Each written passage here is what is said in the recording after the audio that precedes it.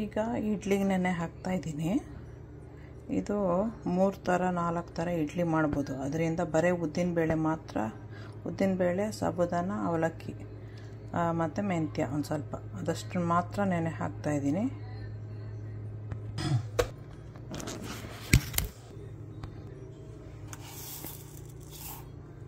ಸಾಬುದಾನ, ಇವಾಗ ಅವಲಕ್ಕಿ ಇದಿಷ್ಟು ಇವಾಗ ತೊಳೆದ್ಬಿಟ್ಟು ನೆನೆ ಹಾಕ್ತೀನಿ. ನೆನೆ ಹಾಕಿದಾಯಿತು. ಇನ್ನೊಂದು 2-3 ಅವರ್ಸ್ ಆದಮೇಲೆ ಗ್ರೈಂಡ್ ಮಾಡ್ತೀನಿ. ಇಡ್ಲಿ ಇದು ಇವಾಗ ಗ್ರೈಂಡ್ ಮಾಡಬೇಕು. ಇವಾಗ ಗ್ರೈಂಡ್ ಮಾಡ್ತಾಯಿದ್ದೀನಿ.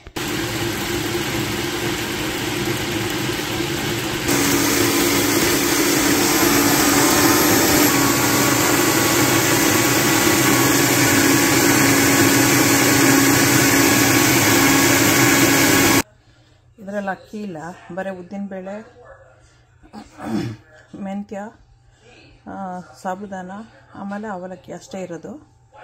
ಇಡ್ಲಿ ಮಾಡೋಕ್ಕೆ ಒಂದು 3-4 ಅವರ್ಸ್ ಮುಂಚೆ ಅದಕ್ಕೆ ಅಕ್ಕಿ ರವೆ ಹಾಕ್ಕೊಂಡು ಮಿಕ್ಸ್ ಮಾಡ್ಕೋಬೋದು. ಒಂದು ವೆರೈಟಿ. 2ನೇ ವೆರೈಟಿಗೆ ಬರೀ ಅಕ್ಕಿ ಹಿಟ್ಟು ಹಾಕ್ಕೊಂಡು, 3ನೇ ವೆರೈಟಿಗೆ ರಾಗಿ ಹಾಕ್ಕೊಂಡು, 4ನೇ ವೆರೈಟಿಗೆ ರವೆ ಹಾಕ್ಕೊಂಡು, 5ನೇ ವೆರೈಟಿಗೆ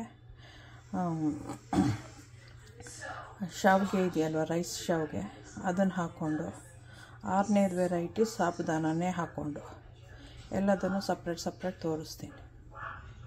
ಈಗ ರಾಗಿ ಇಡ್ಲಿ ಮಾಡ್ತಾಯಿದ್ದೀನಿ.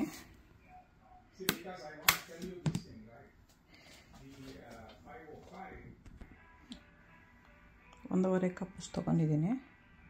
ಇವಾಗ ಉದ್ದಿನ ಹಿಟ್ಟಿದೆಯಲ್ವ ಅದನ್ನು ಹಾಕ್ತೀನಿ. ಸ್ವಲ್ಪ ಉಪ್ಪು. ಫಸ್ಟು ನೀರು ಹಾಕಿ ಸ್ವಲ್ಪ ಮಿಕ್ಸ್ ಮಾಡ್ಕೊತೀನಿ, ಇಲ್ಲಾಂದರೆ ಅದು ಮಿಕ್ಸ್ ಆಗಲ್ಲ ಸರಿಯಾಗೋದ್ರಿಂದ. ಇವಾಗ ಉದ್ದಿನದ್ದು ಹಿಟ್ಟು ಹಾಕ್ತಾಯಿದ್ದೀನಿ.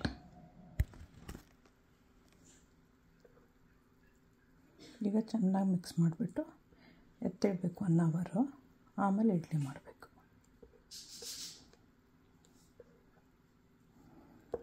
ಹುಳಿ ಬಂದಿರೋದು ಉದ್ದಿನ ಹಿಟ್ಟದು.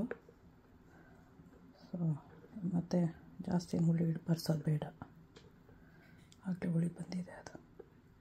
ಮಿಕ್ಸ್ ಮಾಡಿ ಇಟ್ಟರೆ ಹಿಟ್ಟೆಲ್ಲನೂ ಸ್ವಲ್ಪ ನೀರು ಮಾಡಿಕೊಂಡು ಸೋಪ್ ಮಾಡಿಕೊಂಡು ಹೀರ್ಕೊಬಿಟ್ಟು ಅದು ಸ್ವಲ್ಪ ಗಟ್ಟಿಯಾಗುತ್ತೆ.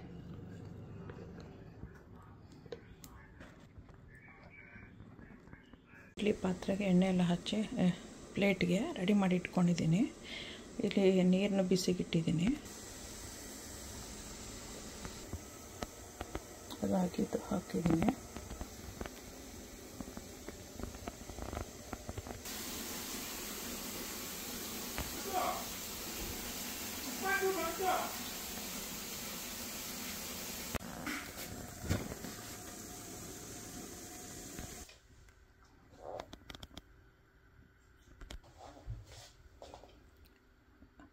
ರಾಗಿ ಇಡ್ಲಿ ರೆಡಿಯಾಗಿದೆ. ಸಬ್ಸ್ಕ್ರೈಬ್ ಮಾಡಿ, ಲೈಕ್ ಮಾಡಿ, ಶೇರ್ ಮಾಡಿ, ಎಂಜಾಯ್ ಮಾಡಿ. ನೀವು ಮಾಡ್ಕೊಳ್ತೀನಿ. ತುಂಬ ಹೆಲ್ತಿನೂ ಅಷ್ಟೇ.